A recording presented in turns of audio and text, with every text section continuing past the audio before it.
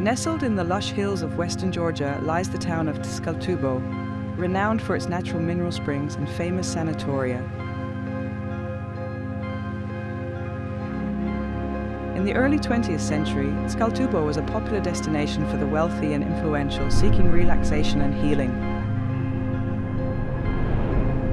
During the Soviet era, the town's sanatoria were transformed into luxurious health resorts for the privileged elite. However, the collapse of the Soviet Union and the ensuing economic crisis left these once glamorous resorts in a state of disrepair. In the 1990s, Tskaltubo and its sanatoria took on a new role as a refuge for the internally displaced persons, IDPs, from Abkhazia. This region had been the site of a brutal war between Georgian government forces and separatist Abkhaz forces, leading to the displacement of hundreds of thousands of people. A brief history of the Abkhazian War. When Abkhaz separatists launched their offensive against Georgian forces, the inevitable happened. The war in Abkhazia began. The Abkhazian separatists aimed to establish an independent state.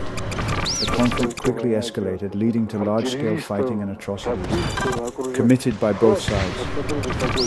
The war ended with a ceasefire agreement, which left Georgia de facto independent from Georgia.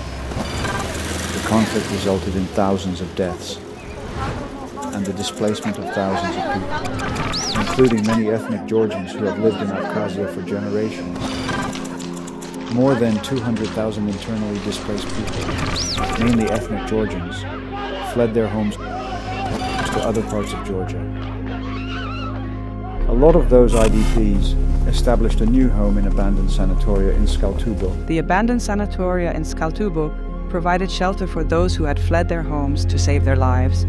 Today, over 30 years since the war, the sanatoria of Tskaltubo continue to serve as a home for these IDPs.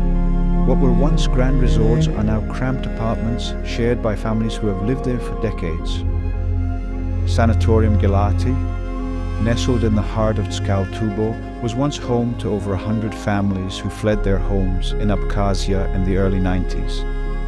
3 decades later, only 10 families remain, clinging to the life they have built within its walls. In speaking with some of their remaining families, we have learned of their struggles and triumphs, their joys and their sorrows. Through their eyes, we see the beauty of the human spirit, the strength of the human will, and the enduring power of community in the face of adversity.